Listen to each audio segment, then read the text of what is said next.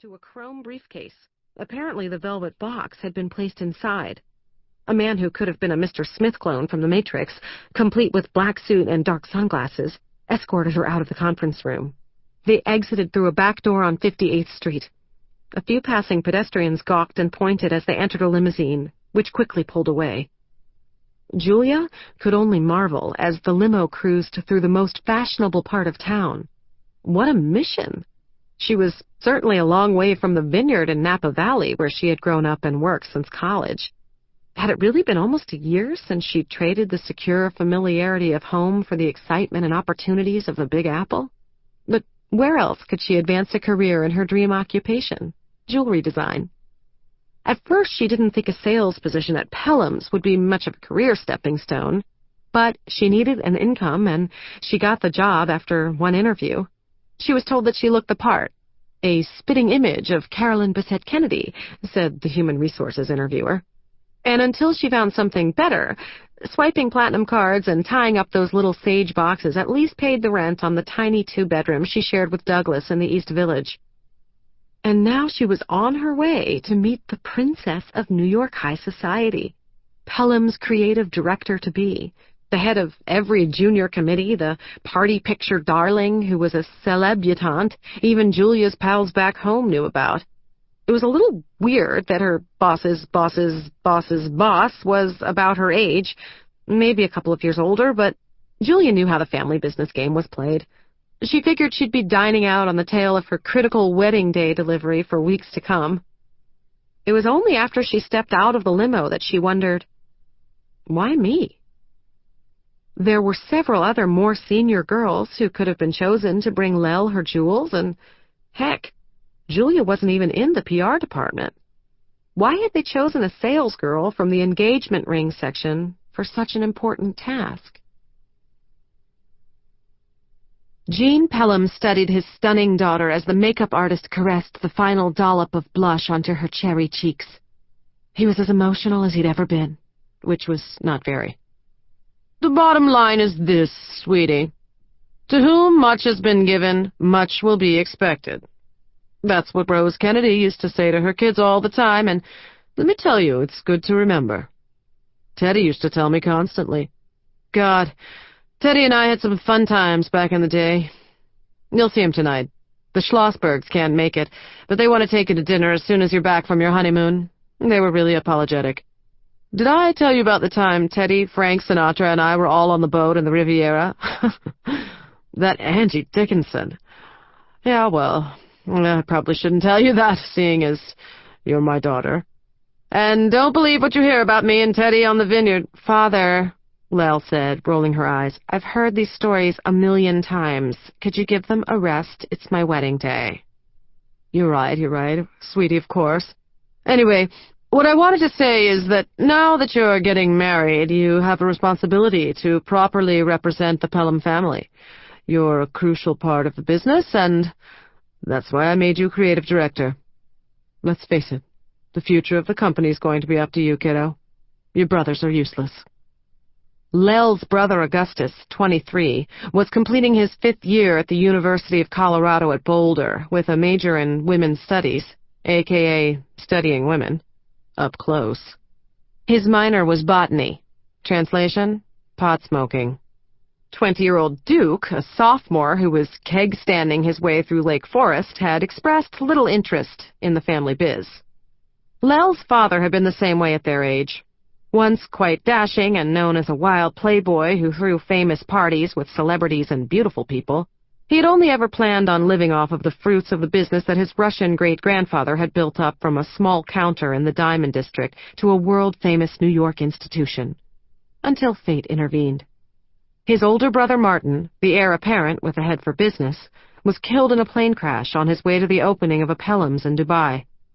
Gene had no choice but to settle down and take the reins. 28-year-old Eleanor Lell Pelham was the oldest child of Gene and his wife, Emily Waingard Pelham, a Philadelphia mainline wasp who was dropped from the social register when she married jet-setting Gene. Though her parents nearly had coronaries when their daughter became engaged, she didn't care. Emily was drawn to Gene's blush-inducing, loud, animated stories and his suave confidence. But that was then, in her youth. Now she had regressed toward a temperament more approaching her mother's icy reserve. While Jean loved the limelight and the glitzy aspects that his job as CEO of Pelham's allowed him, Emily had become his polar opposite. Taciturn, uptight, and disapproving.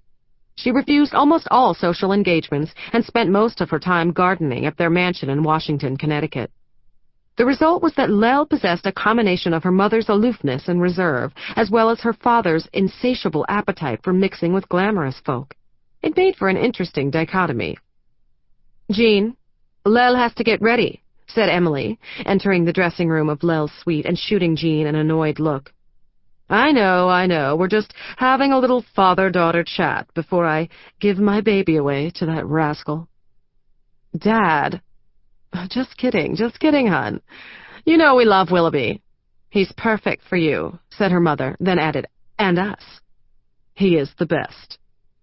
Lell's feelings for her mother vacillated between hero worship and hatred, but she was elated to have made a match with a suitor that her mother approved of so heartily and vocally.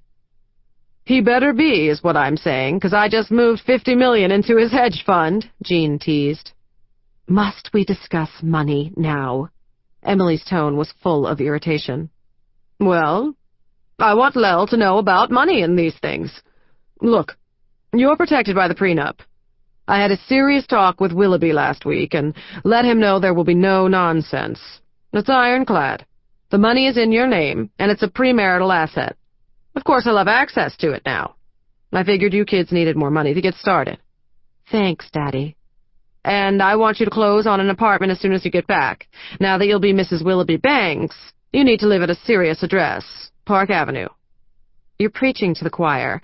But, Dad, can we talk about this later? I need to get ready." "Certainly, sweetie." "Jean, why don't you go find Gus and Duke?" said Emily. "Make sure they're dressed and don't let them be late."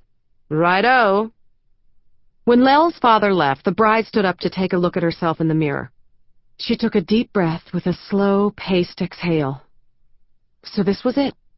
She was a striking young woman, 5'7", with long dark hair and crystal blue eyes. Her skin was that creamy color that looks wonderful with a tan, and Lell had just spent a week lying by the pool at her house in Jamaica in order to look perfectly bronzed for the big day. She would have been smashing, walking down the aisle in just the ivory slip that she was wearing, or even a burlap sack for that matter. But she'd look spectacular in the gown that a dozen seamstresses had spent hours on. Carolina Herrera herself was scheduled to make the final adjustments before Lell sported it down the aisle. "You will be a beautiful bride, Eleanor." "Thanks, Mom. Willoughby is a catch." "I know." The women shared a contented smile before Emily went to check in with the event planners. Part of Lell's attraction to Will had been her mother's early enthusiasm for the match. All of Lell's previous suitors had been greeted with disdain, but her mother had brightened at the mere sight of Will when Lell had him come to a dinner with her parents at Elio's 2 years ago.